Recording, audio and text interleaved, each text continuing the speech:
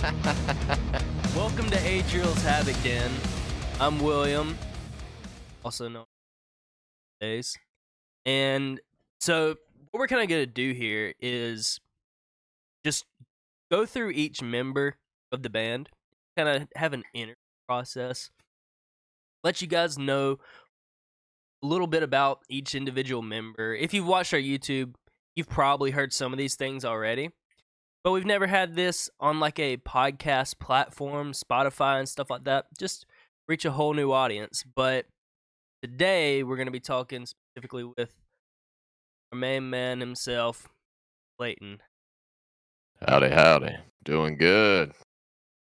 Doing very good. Glad to be here, totally, in the band. Good times. Let's just get into it. Dude, I know your idol. I know who you look up. Give me your biggest info on who and what band made you musician artist you are. Yeah, there's a lot of answers to that question. Because throughout the years it's changed. The number one answer, is always gonna be, Led Zeppelin. They're my favorite band. I owe a lot to them and Jimmy Page. But as far as playing guitar and all that, my number one inspiration's been, Zach Wild and Ozzy Osbourne. Um, yeah, through if you haven't noticed, I'm playing a Wild Audio guitar in every single music video. Um, That thing has but served you well, my man. It certainly has, man. It's getting a little bit beat up. It's been a little bit of a road warrior for sure. It's got some wear and tear on it, and hey, I'd have it no other way. Can't stay polished pretty forever. It adds character. Exactly. But yeah, like with the metal stuff, Zach has been my biggest influence. Dime with Pantera and the Ozzy stuff. But you know, as far as just musically in general, it's been, I've always been a blues man, and that's most people know that about me that know me. Stevie Ray Vaughan was probably my earliest influence on guitar. Like I remember listening to fucking Texas Flood for the first time, and just losing my mind. And yeah, and here in the past several years, I've been really into Robert Johnson, like the old Delta blues stuff, and just learning that makes you a better musician. Period. Because good God, dude, it's so hard. It's so hard to play. Um, Yeah, I mean, you've came a long way. I mean, to sit here and say that you've taken a wrong path in guitar is the lie. You've gone hard. I mean, definitely like. I think you started with Zach. I mean, you seem to have started more so with the Zach Wild. Like that's your first.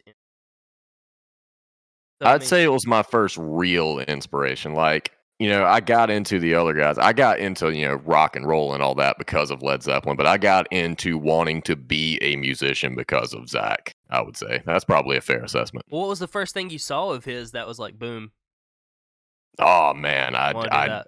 that's a good question. I know exactly what the answer is.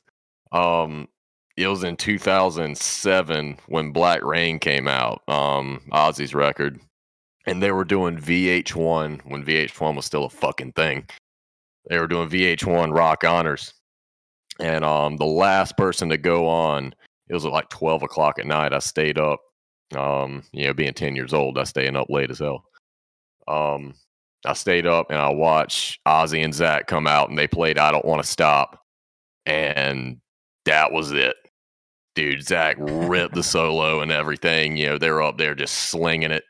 It was it was a very real moment. I'm wanting to say, I mean, that was about the same time. It was probably a couple months later. I bought the Mafia album at Best Buy, Black Label Society, and I ain't looked back since. I like. I don't want to stop has been a staple with us for so long. And I Yeah, kind of knew that in the back of my head. Like I think I've heard you tell me that before, but it's been so long. it just makes it more badass that that's what we kind of played. Most people think that's such an odd cover of Ozzy's to do, I would imagine. But I Yeah. guess it did hit. Like, I remember hearing that song whenever I was younger because of wrestling. And I Oh mean, yeah, dude. They opened up like WWE Monday Night Raw. They yeah, played that shit on. Yeah, yeah, I actually watched that video not too long ago. That's a fucking sick performance. it is.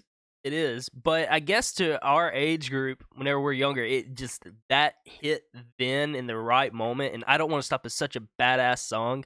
Now, I mean, it's it's not his classic stuff technically. And if you ask, I feel like if you ask most older people, they have no idea that that song even exists. Most people, that might be a lie, but I don't It's know. definitely not the traditional choice. I mean, whenever you walk into, a gig and you cover an Ozzy song, people are gonna expect it to be, Mr. Crowley or Crazy Train or We're I doing don't it. know, Yeah, anything. I feel like we've kind of made it our own at this point. Yeah, man. It's and like you said, it's so crazy how it's an off the wall pick, but it always brings the fucking house down It every time. it does. Like it's a fun song to jam to. It's a fun song to hear live. I mean, it's a great jam, and everybody always reacts well to it. Oh hell yeah, dude. So going into this, I don't know. I was thinking of different questions, and I think the one that I think I know the answer to this. Also, I mean, we've been friends for God knows how long. Like, Yeah. what's your favorite or the best concert you've? Oh man. My favorite concert I've been to was my first time seeing Black Label Society at the House of Blues. Um, Oh, because you, I got literally right in the fucking front and waited for hours to be in the pit. when was that? That was in 2018, I think, January of 2018. Really, Because that late?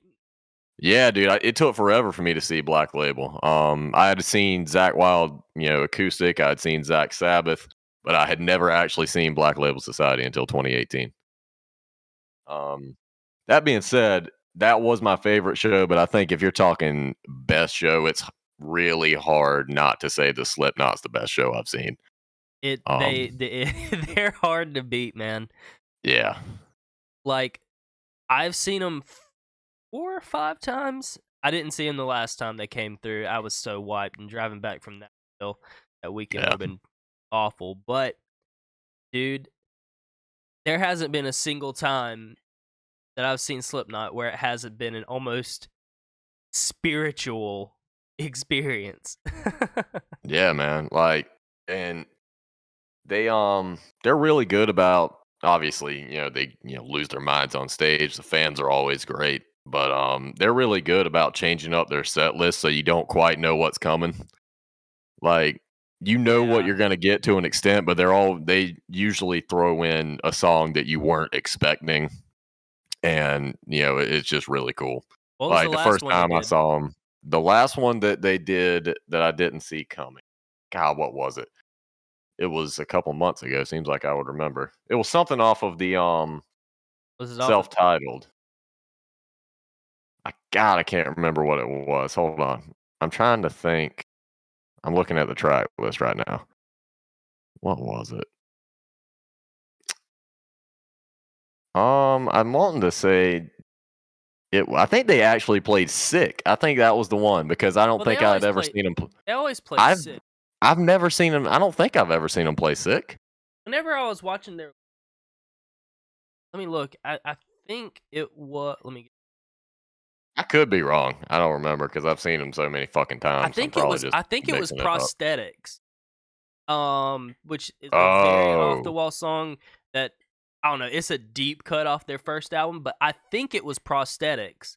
But and I yeah, say that you might be because I right. watched a live stream where they played it. But either way, there's not a bad song on that album. Or yeah, they they have such a deep discography that it's intimidating, and I don't know how they make it.